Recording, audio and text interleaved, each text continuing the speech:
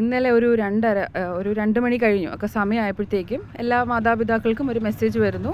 ഇതേ കണക്ക് 25-ാം തീയതി എന്ന് പറഞ്ഞ മുഹറം എന്നുള്ള ലീവ് സ്റ്റേറ്റ് ഗവൺമെൻറ് മാറ്റിവെച്ചു. തേഴ്സ്ഡേ എന്നുള്ള ലീവ് ഫ്രൈഡേ ആക്കി. അതിനാൽ അധ്യാപികമാർക്ക് വേറെ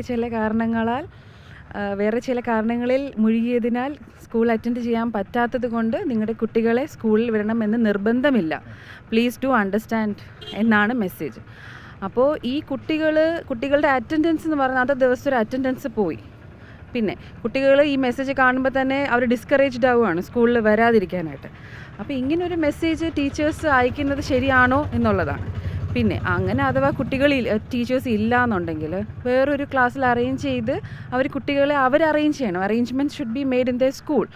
അതിങ്ങനെ ഇത്രയും നിരുത്തരവാദിത്തരമായി ഒരു മെസ്സേജ് അയക്കുകയാണോ വേണ്ടത് എന്നുള്ളത് ചിന്തിക്കണം.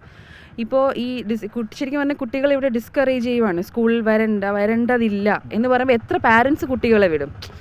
സോ അവരുടെ ക്ലാസ് ടീച്ചേഴ്സ് ഇല്ല എന്ന് അവർ കാണുകയാണെങ്കിൽ ഓക്കെ, ആ കുട്ടികൾ അവിടെ സെക്യൂർ ആയിരിക്കുമോ എന്ന് വിചാരിച്ച് ഇപ്പം ഇന്നത്തെ ഒരു അറ്റൻഡൻസ് എടുത്ത് നോക്കുക. സ്കൂളിൽ എത്ര കുട്ടികൾ വന്നിട്ടുണ്ടാവും?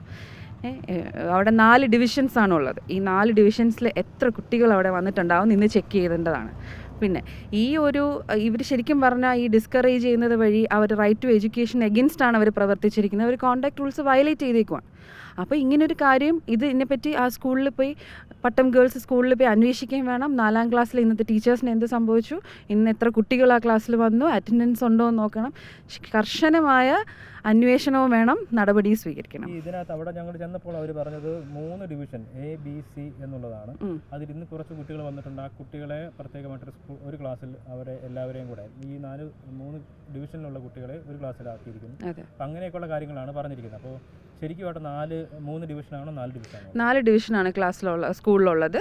ഈ 4 ഡിവിഷനകത്ത് ഒരു ക്ലാസ്സിൽ കുട്ടികളുടെ പാരൻസ് അറിഞ്ഞിട്ടില്ല എന്ന് തോന്നുന്നു. കുറേ കുട്ടികൾ സ്കൂളിൽ വന്നതായും ഞാൻ അന്വേഷിച്ചപ്പോൾ അറിഞ്ഞു.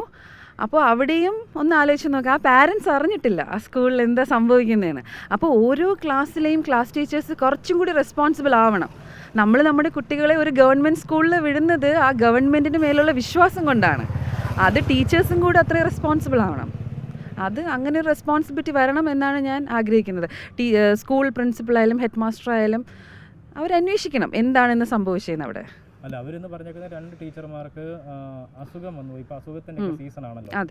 2 ടീച്ചർമാർ ഇല്ലായിരുന്നു. അപ്പോൾ നമുക്ക് 3 ഡിവിഷനാണുള്ളത്. അപ്പോൾ ഒരു ടീച്ചറെ വെച്ചുകൊണ്ട് തന്നെ ബാക്കി 3 ഡിവിഷൻ എങ്ങനെയാണ് കൊണ്ടുപോകുക? അപ്പോൾ അതുകൊണ്ടാണ് അങ്ങനെ ഒരു മെസ്സേജ് അയച്ചത് എന്നുള്ളതാണ് അവരുടെ.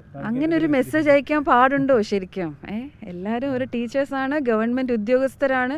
വേറെ എത്രയോ സ്കൂളുകൾ ഇന്നിവിടെ പ്രവർത്തിക്കുന്നു അല്ലേ? അങ്ങനെ ഒരു മെസ്സേജ് അയക്കാൻ പാടുണ്ടോ? ഒന്നാമത്തെ ചോദ്യം.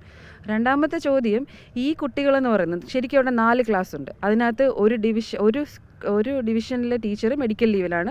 പക്ഷേ ആ ടീച്ചറിന് എഗെയിൻസ്റ്റ് ഒരു സബ്സ്റ്റിറ്റ്യൂട്ട് ടീച്ചർ ഉണ്ട്. ഓക്കെ, അവിടെ ക്ലാസ്സുകൾ കുറച്ചായിട്ട് നടക്കുന്നുണ്ട്. ബാക്കി 2 ക്ലാസ്സിലെ ടീച്ചേഴ്സ് പെർമനൻ്റ് ആണ്. വേറൊരു ക്ലാസ്സിലെ ടീച്ചർ ലീവാണെന്ന് ഞാൻ ഇന്ന് അറിയുന്നു. റീസൺ എനിക്കറിയില്ല. മേ ബി മെഡിക്കൽ ലീവാകാം, എന്താകാം. പക്ഷേ 4 ഡിവിഷൻസ് ഉണ്ടെന്നുള്ളത് ഉറപ്പാണ്. ഞങ്ങൾ ആഗ്രഹിക്കുന്നത് കൂടുതൽ ഞങ്ങളുടെ കുട്ടികളെ നോക്കുക, അവരെ സംരക്ഷിക്കുക, അവരെ പഠിപ്പിക്കുക, അവരെ അമ്മയെപ്പോലെ സംരക്ഷിക്കുക. അതാണ് ടീച്ചേഴ്സ്. അപ്പോൾ ഇങ്ങനെയൊക്കെ ഒരു ആസ്പെക്റ്റ് അവരുടെ സൈഡിൽ നിന്നുണ്ടായി. എത്ര കുട്ടികളെ ഇനി അടുത്ത വർഷം ഈ സ്കൂളിൽ ഇവർ ചേർക്കും? ഒന്ന് ആലോചിക്കണ്ടേ? ഇപ്പം തന്നെ എത്ര പാരൻസ് ഇതിനെപ്പറ്റി സംസാരിക്കുന്നുണ്ടാവും. ഞാൻ ആ 4 ഡിവിഷൻസിലെയും കുട്ടികളുടെ പാരൻസിനെ മുന്നിൽ നിർത്തി അവരുടെ മുന്നിൽ നിന്ന് തന്നെയാണ് ഞാൻ സംസാരിക്കുന്നത്. എല്ലാവർക്കും മുന്നിൽ വന്ന് സംസാരിക്കാൻ പറ്റില്ലായിരിക്കും. പക്ഷേ ഇത് ശരിക്കും അന്വേഷിക്കേണ്ടത് തന്നെയാണ്.